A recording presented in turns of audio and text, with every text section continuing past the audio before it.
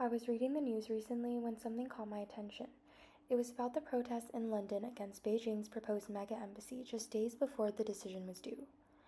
The plan itself was to relocate China's current embassy in Marylebone to a much larger historic site near the Tower of London. However, strong public reactions were sparked. Hundreds of people gathered in the city center, chanting "No to Chinese embassy" and holding signs like "Free Hong Kong," "Revolution Now," and "The CCP is watching you." One speaker from Hong Kong Watch even warned that the site could be used for espionage, especially given the sensitive communication cables nearby. Others described it as a potential spy center, not just for the UK, but for the entirety of Europe.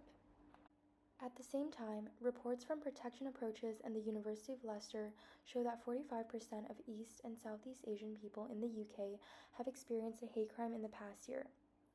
London has one of the most prominent East Asian populations. When you look closer, 73% of hate crimes targeting East Asian women are committed by men, showing that this problem is also one of racialized misogyny. The impact of hate crime does not just disappear after the incident happens. People change how they dress, where they go, how they move through the city. It's the same kind of fear that affects a Muslim woman deciding whether to wear a hijab or a gay couple hesitating to show affection in public. So when China is repeatedly framed in public discourse through narratives of surveillance, espionage, and threat, almost subtly it shapes a wider impression of the Chinese identity as something suspicious, threatening, or something that Londoners need to be wary of.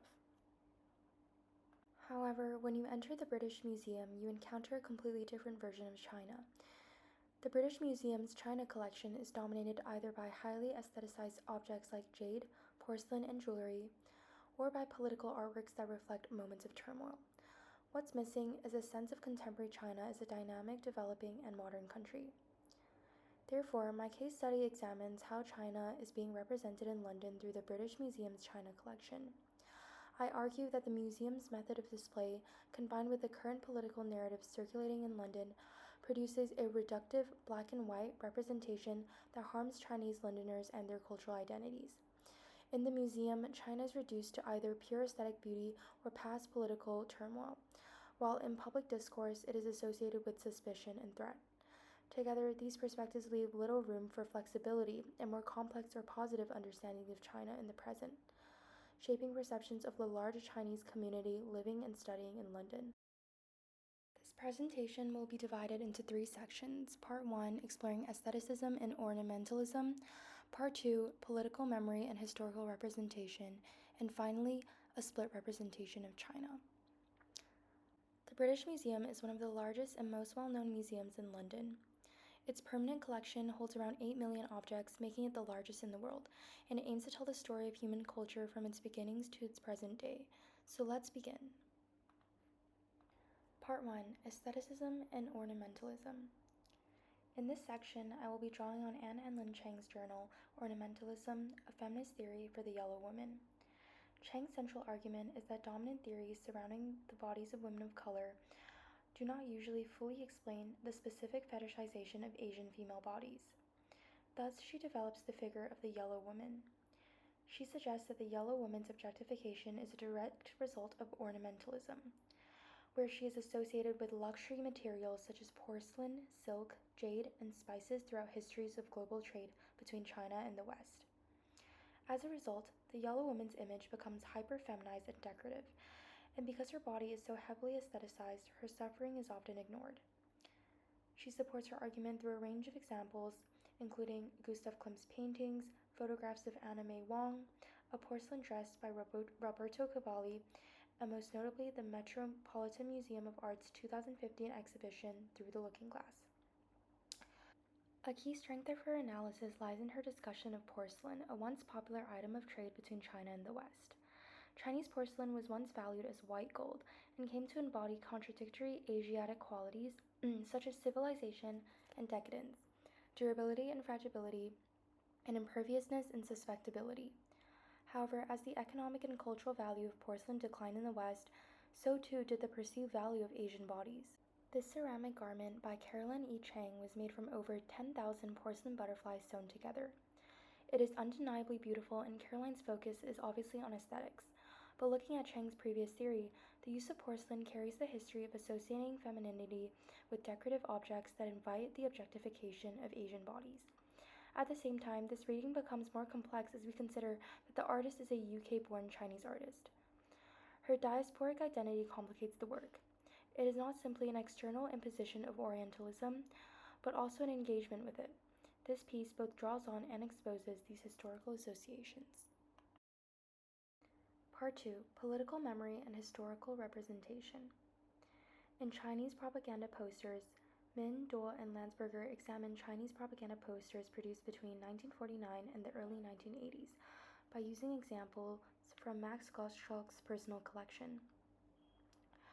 The authors argue that Chinese propaganda posters are a unique form of art that also functions as a political instrument, suggesting that these posters were central to the Chinese Communist Party's efforts to disseminate ideology across China. The artworks use bold colors and imagery to communicate messages clearly, and these posters were later mass circulated. The authors approached this idea primarily through formal analysis of the poster's artistic elements, providing examples of Chairman Mao being portrayed as the great teacher, the great leader, the supreme commander, in various situations such as inspecting factories, smoking with peasant workers, and being surrounded by ageless men, masculinized women, and androgynously dressed children. By highlighting the history of mass production within the political climate before and during the Cultural Revolution, Landsberger emphasizes the role of these posters in presenting correct behavior and constructing an image of utopia. This is a propaganda poster of Chairman Mao in the section titled Modernizing China in the British Museum. He is placed prominently in the foreground, enlarged in scale, and shown front-facing. This reinforces his authority and dominance. Behind him is a vivid red background along with a hammer and sickle symbol representing communism. The poster is dominated with bold colors like red and black, with a slogan that says, "Long live the 9th National Congress of the Communist Party." In this artwork, the woodcuts use a stark black and white contrast to reduce the image to simple, harsh forms.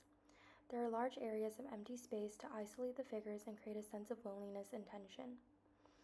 In the first image, the seated figure, who is Wang Hu, is hunched and fragmented, while the distant standing figure, Aq, creates emotional and spatial separation. Sharp angular lines and exaggerated body proportions create a sense of discomfort. These formal elements reflect the real story of Aq by Lu Xun, which criticizes a society shaped by hierarchy and humiliation. Aq is both a victim and aggressor in Chinese society, and this instability is shown through the power dynamics in this artwork. When displayed in the museum, these images emphasize hardship and despair, creating a perception of Chinese life as either sad or impoverished.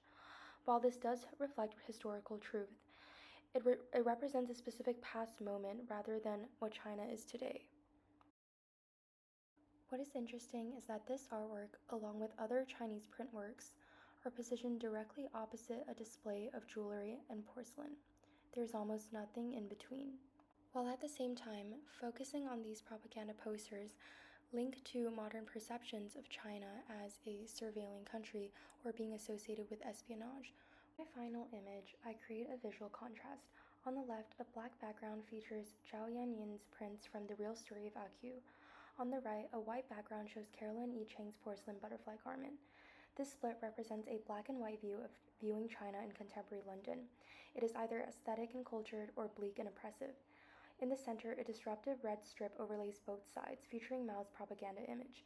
This red cut across the composition symbolizing the forceful imposition of a political identity. It dominates both sides, suggesting how political narratives override more complex understandings of cultural identity. The composition is deliberately blocky, symbolizing how there is no fluidity and no space in between. The modes of representation fix Chinese identity into rigid categories, making it difficult for people to exist beyond them.